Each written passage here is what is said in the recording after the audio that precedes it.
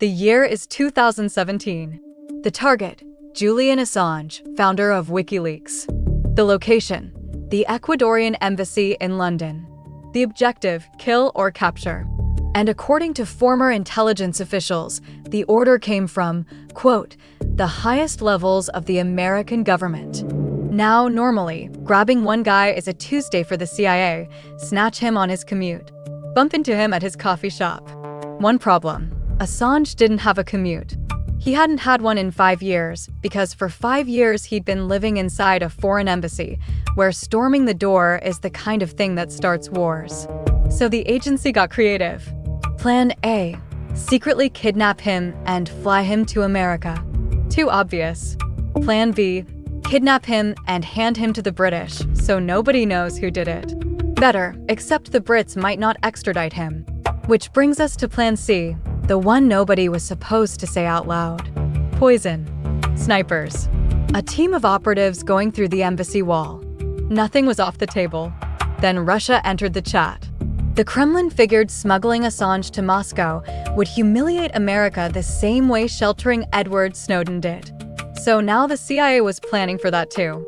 If the Russians moved him by car, the agency would ram it in the middle of London and grab him from the wreckage, gunfight optional. If the Russians tried to fly him out, British police would shoot out the plane's tires on the runway. At one point, reportedly every street sweeper, cop, and security guard within 3 blocks of that embassy was secretly working for somebody's intelligence service. All of this, over one guy with a laptop. So the obvious question is, what do you have to do to scare a superpower this badly? Why don't we let him tell you? Hello, my name is Julian Assange, and depending on who you ask, I'm a journalist, a spy, or the most dangerous man to ever own a laptop. Let's start at the beginning. I was born in Australia in 1971, and by 16 I was hacking under the name Mendax. The Pentagon, NASA, Lockheed Martin, if it had a firewall, I took it as a personal invitation. In 1991, the party ended when I got caught inside a Canadian telecom company. I was 20. I eventually pleaded guilty, paid a fine, and promised to behave, which I did, technically, for a while. I took some university classes, kept my head down, and in 2006, I launched a little project built on one simple idea. What if any whistleblower, anywhere on Earth, could leak secret documents completely anonymously, and no government could stop it? I called it WikiLeaks. The powerful called it a nightmare. We were both right. Here's what made WikiLeaks genuinely terrifying to powerful people. The site never hacked anything. It was basically a giant anonymous mailbox. Whistleblowers dropped in classified documents. WikiLeaks verified them, then passed the bombshells to outlets like The Guardian and The New York Times. And because WikiLeaks never stole the files itself, the documents could actually be used as evidence in American courtrooms. Steal a secret yourself, it's inadmissible. Publish someone else's leak, and congratulations, it's Exhibit A. For the first few years, barely anyone noticed. A Guantanamo Bay operations manual here, 500,000 11-pager messages there. Then came April 2010. WikiLeaks published gun camera footage from a 2007 American helicopter strike in Baghdad and titled it Collateral Murder. The military had insisted the dead were hostile fighters engaged in combat. The video showed men strolling casually down the street, including 2 Reuters journalists whose cameras were mistaken for weapons. At least a dozen people died, including a van driver who stopped to help the wounded, with his kids in the front seat. Reuters had spent years filing Freedom of Information requests for that exact footage. The Pentagon said no. WikiLeaks said, "Here you go, world."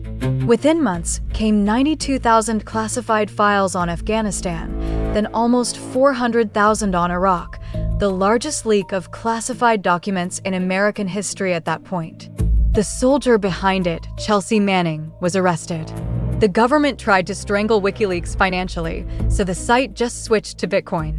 But Assange himself? Legally untouchable.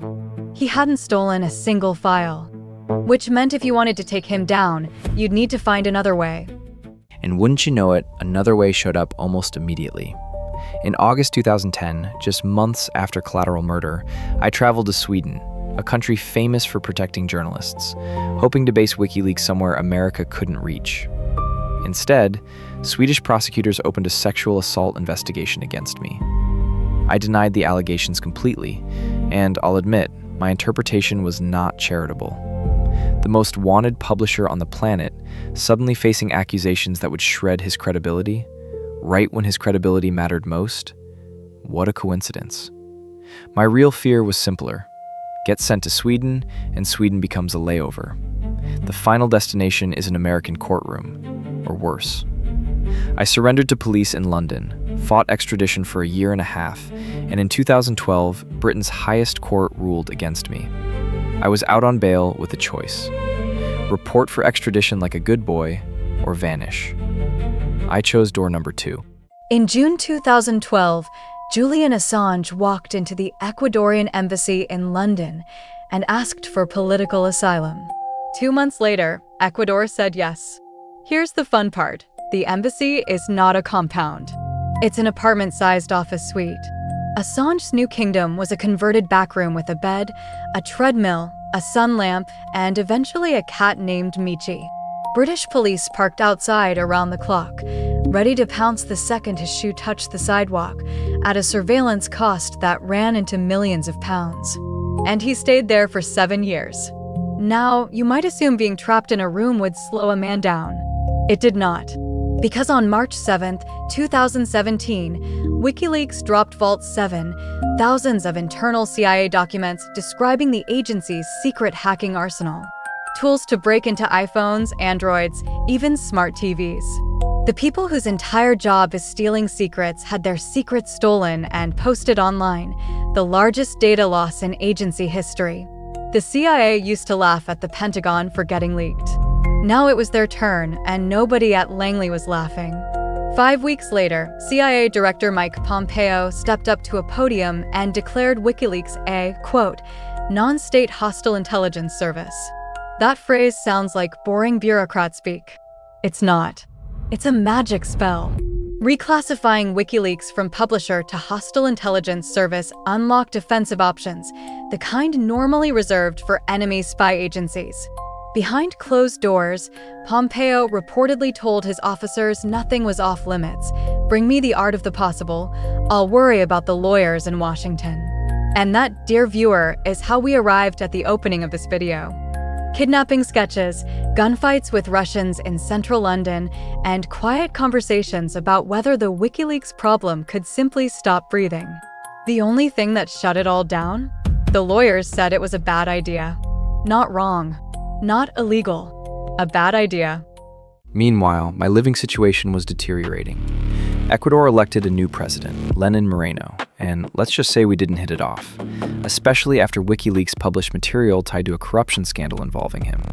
Pro tip: if a government is hosting you rent-free, maybe don't publish their dirty laundry. But in my defense, WikiLeaks doesn't play favorites. The embassy cut my internet. They complained about my skateboard, my guests, and, famously, my cat's litter box diplomacy. Then it got darker. The Spanish security company hired to protect me was allegedly running hidden cameras and microphones in my rooms, and, according to testimony in a Spanish court, feeding it all to American intelligence. My legal meetings, my private conversations, everything. I was the most surveilled man on Earth, living in a broom closet, and my hosts wanted me gone. In April 2019, they got their wish. On April 11, 2019, Ecuador revoked his asylum and invited British police inside. The world watched a bearded man get carried out of the embassy by his arms and legs, shouting, into a police van. He got 50 weeks for skipping bail, but that was just the appetizer. That same day, the United States unsealed a secret indictment it had been sitting on for over a year: conspiracy to commit computer intrusion. A month later came 17 more charges under the Espionage Act, a law from 1917 that had never once been used to prosecute a publisher for publishing. Combined maximum sentence: 175 years. Most convicted spies don't get that. Oh, and Sweden? It quietly dropped its investigation that November. After 9 years, the case that started everything just evaporated.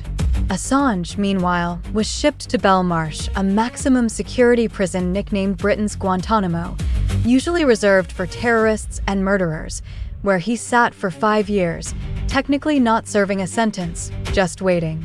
The extradition fight became legal trench warfare. In 2021, a British judge blocked extradition because Assange was a suicide risk. Washington appealed and won. Britain signed the extradition order. Assange appealed. And in May 2024, a court finally allowed him to argue that, as a foreigner, he might not even get free speech protections in an American courtroom. Suddenly, the slam dunk case had a crack in it, and both sides could see it. Let me tell you what 5 years in Belmarsh looks like. A concrete cell, a slot in the door, and the world's slowest countdown toward a trial in a country that had allegedly discussed poisoning me. My health cracked. There was a stroke scare. I got married inside that prison, to Stella, my lawyer-turned-wife, in a ceremony the tabloids covered like a royal wedding, minus the freedom. And one thought kept me sane.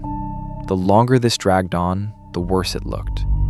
Every press freedom group on Earth was now in my corner. Australia's government was openly demanding my release.